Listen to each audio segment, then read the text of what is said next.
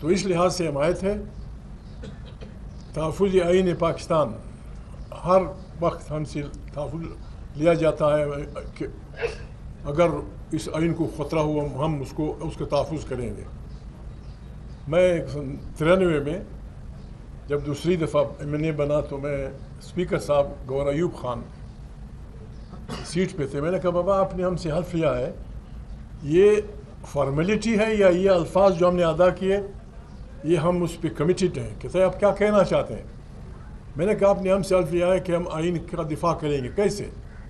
یہاں تو روایت ہے, ریت ہے, ہر تیسرے چوتھے سال بعد ایک سرپیرا جرنیل اٹھ کے آ جاتا ہے, آئین کو ٹھوکر مارتا ہے, اس کو کاغذ کا ٹکڑا کہتا ہے. کس طرح ہم دفاع کریں گے؟ یا تو یہ کہیں کہ فارمیلٹی ہے, اگر وی مین اٹ تو میں نے کہا تھا پھر ہم سے یہ حلف لے لیں کہ جس دن آئین کی خلاف ورزی ہوگی ہم پاکستان کے عوام کو یہ کہیں کہ سب سڑکوں پہ آ جائیں. یہ سب کی امانت ہے. پاکستان آئین ایک سماجی معاہدہ ہے لوگوں کے درمیان. اس سلسلے میں ہم آئے تھے 8 تاریخ کو آئین کی بالادستی پہ سیمینار سمجھیں جس میں ہم جرنلسٹوں کو بھی بلا رہے ہیں, دانشور لوگوں کو بھی بلا رہے ہیں, الکل فیم کے لوگوں کو بھی بلا رہے ہیں. تو ان سے ہم نے یہ ریکویسٹ کی تھی کہ آپ نے ذاتی طور پہ مہربانی کرنی ہوگی, آپ نے وہاں آنا ہوگا, بات کریں گے, لوگ سنیں گے, جرنلسٹ بھی بولیں گے, ساتھی بھی بولیں گے, ریٹائرڈ ججز بھی بولیں گے, پھر ان سے ہم کوئی روشنی لیں گے. اس بارے میں ان کے پاس آئے تھے, بڑی میٹھی چائے پلائی, شاید مچھلی بھی تھی, بڑے بسکٹ تھے, شامی بسکٹ بھی تھے, سب کچھ. تھینک یو, جزاک اللہ. بات کریں گے بسم اللہ الرحمن الرحیم. صرف ہو جائیے گا. عزیز صاحب نے وضاحت کر دی ہے. آج امیر جماعت اسلامی کی جو ایک نئی ذمہ داری ملی ہے تو ہم آئے تھے ان کو مبارکباد دینے کے لیے, اور ہم سمجھتے ہیں کہ ان کی بہت بڑی کنٹریبیوشن ہے. کراچی میں ایک بہت بڑی اس کی اسٹرگل رہی ہے, اور اس وقت ضرورت اس بات کی ہے کہ ملک جس رجحان سے کا سامنا کر رہے ہیں تو ہمیں امید ہے کہ حافظ نعیم رحمان صاحب جو ہے نا ایز اے امیر جماعت اس مسئلے میں اپنا لیڈنگ رول پلے کریں گے, کیونکہ اس وقت جو ہے نا نہ ملک میں کوئی قانون ہے, نہ ملک میں کوئی آئین ہے, اور ملک بالکل بنانا ریپبلک بن گیا ہے. ایک جنگل کا قانون ہے.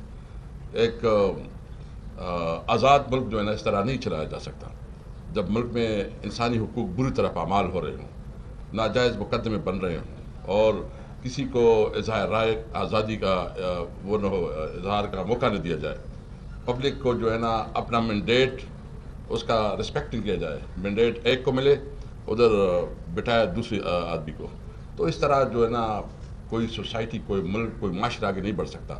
اس لیے ہم جو ہے نا ایک سیمینار بھی کرنا چاہتے ہیں, اور ہم چاہتے ہیں کہ اپنے ملک کے تمام وہ پولیٹیکل پارٹیز جو اس ایشوز پہ جو ہے نا کنسرن رکھتے ہیں اس کو ایک پلیٹ فارم پہ ہونا چاہیے.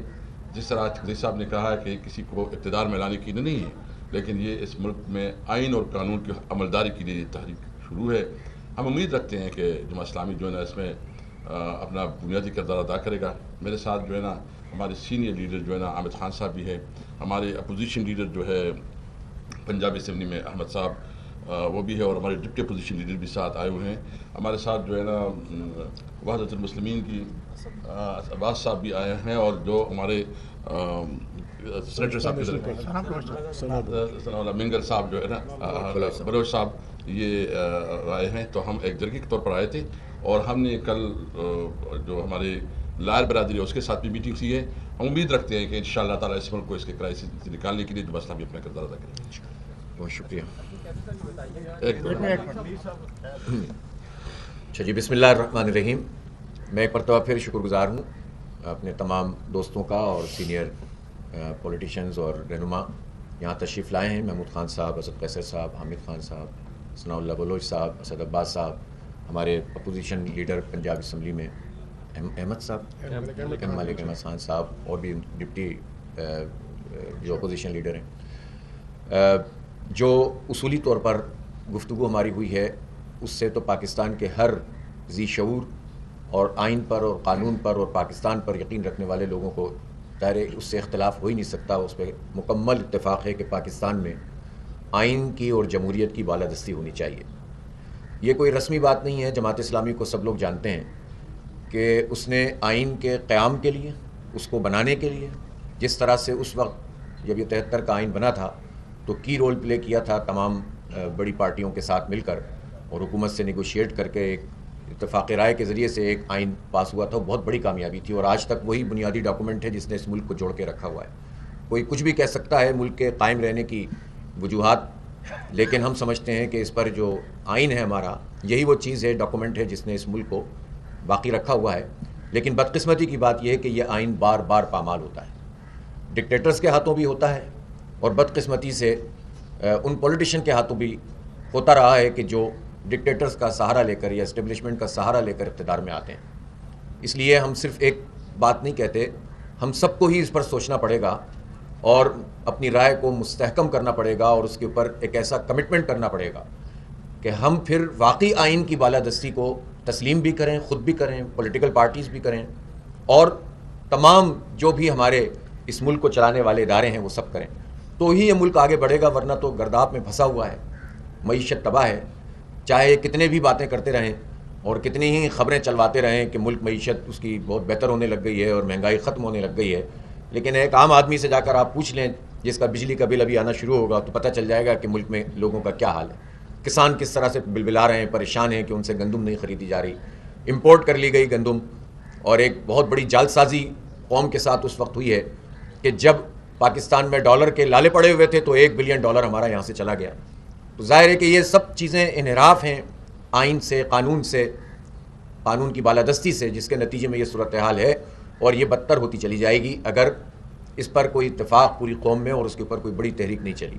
مسئلہ یہ ہے کہ تمام اداروں کو اس آئین کا اور اس کی حدود کا خیال رکھنا ہوگا. میں اپریشیٹ کرتا ہوں کہ آرمی چیف نے کہا کہ ہمیں اپنی آئینی حدود کا معلوم ہے اور آئینی حدود کا انہیں معلوم ہے، تو مجھے یہ بھی یقین ہے کہ اب وہ ان حدود کا خیال بھی رکھیں گے، وہ بھی اور ان کے ادارے بھی. اور اس کے ساتھ ساتھ تمام پولیٹیشین بھی اس بات کا خیال رکھیں گے، تمام صحافی بھی رکھیں گے، تمام جمہوری لوگ بھی رکھیں گے، تمام عدلیہ کے ججز بھی رکھیں. ان سب کو آئین کی پابندی کرنی چاہیے. صرف معلومات ہونے سے تو بات نہیں بنتی نا. تو اگر یہ سب اپنی اپنی آئینی پوزیشن پر چلے جائیں تو ایک گریٹر ڈائلاگ بھی شروع ہو سکتا ہے.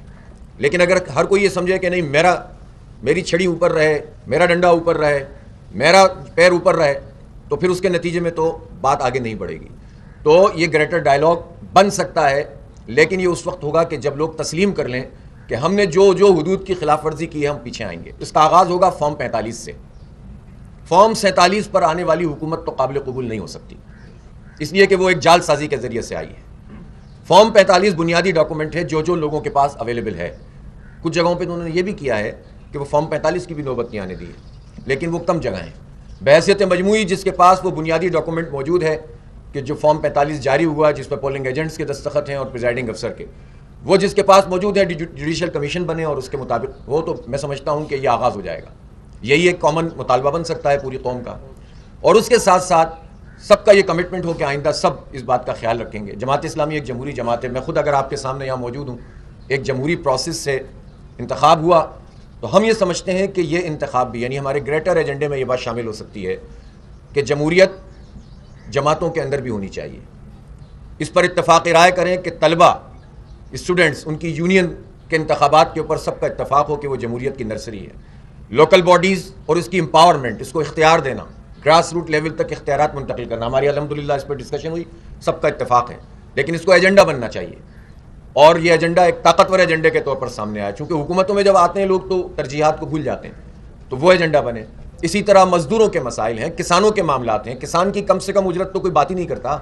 قرض سے کام شروع ہوتا ہے، قرض پہ ختم ہوتا ہے، لگان میں اس کو کچھ مل جائے. تو یہ تو کوئی نظام نہیں ہے اس ملک میں. لینڈ ریفارمز ہونی چاہیے. جو بڑے بڑے جاگیردار وڈیرے اتنے بڑے عرصے سے مراجمان ہیں، وہی الیکٹیبل ہیں، وہی طاقتور ہیں، وہی پارٹیوں میں چلے جاتے ہیں اور وہی یرغمال بنا لیتے ہیں سیاست کو. ان سے کہا جاتا ہے ادھر چلے جاؤ، ادھر چلے جاتے ہیں. ان سے کہا جاتا ہے ادھر چلے جاؤ، ادھر چلے جاتے ہیں. جمہوریت اور سیاست اور پارٹیاں کہاں ہیں؟ اس لیے یہ وہ ایجنڈا ہے جس کے اوپر اتفاق رائے پایا جاتا ہے. الحمدللہ سب نے اتفاق کیا ہے. اس کو لے کر اپنے اپنے پلیٹ فارم سے لوگ چلیں گے. جماعت اسلامی، آپ نے سیمینار کی دعوت دی ہے، اس دعوت کو ہم قبول کرتے ہیں اور انشاءاللہ جماعت اسلامی کی نمائندگی اس میں ہوگی. ہم مشاورت کریں گے اور سیمینار ظاہر ہے جمہوریت کی بالادستی کا ہوگا اور اس پر سب بات کریں گے تو ہم پوری بات کریں گے. جماعت اسلامی کو تو جچتا بھی ہے کہ جمہوریت پہ وہ بات کرے اور آئین کی بالادستی پہ بات کرے. اور اسی طرح سے ابھی ہماری ایک مرکزی شورا کا اجلاس ہوا ہے اور ایک اجلاس ہمارا 25 مئی کو ہونے جا رہا ہے. اس پر ہم موجودہ حالات کے حوالے سے اپنا ایک پورا قومی ایجنڈا بھی تشکیل دے رہے ہیں. انشاءاللہ اس کے جو بھی فیصلے ہوں گے وہ سب کے سامنے آئیں گے. اس بات پر ہمارا اتفاق ہے کہ مشترک چیزوں پر، خاص طور پر آئین اور جمہوریت کی بالادستی پر جو بھی پیش قدمی کرے گا اس میں تعاون کا ایک رشتہ موجود رہے گا. اور ہم اپریشیٹ کرتے ہیں آپ سب لوگوں کی تشریف آوری پر اور آپ کے اس اتفاق پر کہ جو آئین کی بحالی کے لیے ہے. اللہ کرے کہ یہ اس طرح سے قائم رہے اور ہم اس میں اشتراک عمل، اس میں رابطے، ایک دوسرے کے اجتماعات میں جانا، ایک دوسرے کے پروگراموں میں شریک ہونا، اس کو ہم اپریشیٹ کریں گے. لیکن ظاہر ہے کہ ہر پارٹی کا اپنا ایک فورم ہوتا ہے کہ جس میں وہ طے کرتے ہیں کہ وہ کسی اتحاد کا حصہ بنتے ہیں یا نہیں بنتے. تو جماعت اسلامی ظاہر ہے کہ اپنا ایک فیصلہ بھی رکھتی ہے اور ہماری شورا کا اجلاس بھی موجود ہے. لیکن کامن ایشوز پر، درد مشترک اور قدر مشترک پر ہم جو ہے وہ کامن گفتگو بھی کریں گے، بات چیت بھی کریں گے، رابطے بھی رکھیں گے، آئیں گے جائیں گے بھی، اور اپنے اپنے پلیٹ فارم سے بھرپور طریقے سے قوت سے آواز بھی اٹھائیں گے. بہت شکریہ. بس کافی ہوا، مہربانی. بس کافی ہے. کافی ہوا. انوار اللہ کاکڑ صاحب حنیف باسی کے درمیان تلفی ہوئی اور جس میں انہوں نے انوار اللہ کاکڑ نے تانا دیا کہ اگر میں نے فارم 47 کا ذکر کیا تو نون لیگ جو ہے وہ منہ چھپانے کے قابل نہیں رہے گی. اس حوالے سے آپ لوگ کیا نہیں، دوسروں کی باتوں میں مجھے کہیں گے، ہماری سے اپنی باتیں پوچھیں. وہ ہمارے سے اپنی والی پوچھیں. منسٹر کے اس کے اوپر اچھا اور سچ ہی بولا ہے نا، اچھی بات ہے، وہ سچ بولا ہے. آئین کی بالادستی کی بات کی ہے تو اس وقت دیکھا یہ گیا ہے کہ اس ملک کا پولیٹیکلی سب سے بڑا اسٹیک ہولڈر تحریک انصاف اور عمران خان ہے. عمران خان جیل میں ہے لیکن جو ان کی ڈیل کی باتیں آتی ہیں وہ غیر سیاسی قوتوں کے ساتھ بیٹھنے کو تیار ہے کہ ہم ان کے ساتھ بیٹھیں گے، سیاسی قوتوں کے ساتھ بیٹھنے کے لیے تیار نہیں ہے. یہ گارنٹی کون دے گا؟ آپ جیل جائیں، ان سے ملیں. جائیں ان سے. جی جی وزیر اعلیٰ کے نہیں 4 دن کا الٹیمیٹم 6 تاریخ کو پورا ہوگا اور آپ دیکھیں گے اس کے بعد انہیں خریدنا پڑے گا اور انہیں خریدنا چاہیے. یہ اس طرح سے پورے ملک کے کروڑوں کسانوں کو اس طرح سے یہ مارا برباد کر دیں گے. اتنی محنت کر کے انہوں نے گندم اگائی ہے. اور یہ پہلے تو یہ بتائیں نا کہ جنہوں نے امپورٹ کی ہے ان کو تو بے نقاب کریں نا، ایک دوسرے کے خلاف جملے بازی نہ کریں. کاکڑ صاحب بتائیں کس نے کیا ہے، بتائیں، اور پھر اس کے بعد پھر ان کو انجام تک پہنچائیں. شکریہ. باقی آئندہ شمارے میں اس وقت جو ملاقات ہوئی ہے اس ملاقات کے نتیجے میں کامن ایشوز پر تو آپ آگے ہیں، لیکن جو اسپیسیفک ایشو ہے ایجوکیشن موومنٹ، جماعت اسلامی اس ایشو کو شروع میں لے کے جائے کہ اس پر بھی آپ ڈائیلاگ کرنے شروع کر دیں گے. دیکھیں تحریک تو آلریڈی ہماری مختلف طریقوں سے جاری ہے نا. یہ جو تحفظ آئین پاکستان کے پلیٹ فارم سے بھی مختلف سرگرمیاں ہو رہی ہیں. جماعت اسلامی خود آپ دیکھ رہے ہیں مختلف پروگرام کر رہی ہے. تو یہ اس پر تو اتفاق ہے اور اپنے اپنے پلیٹ فارم سے کام بھی ہو رہا ہے. باقی انہوں نے کچھ یعنی احکامات یہی کیا کہنا چاہیے باتیں ہم سے کہی ہیں. کچھ چیزیں ایسی ہیں اس کا تعلق ہمارے اجتماعی فورم سے ہیں، اس پر ہم ڈسکس کریں گے.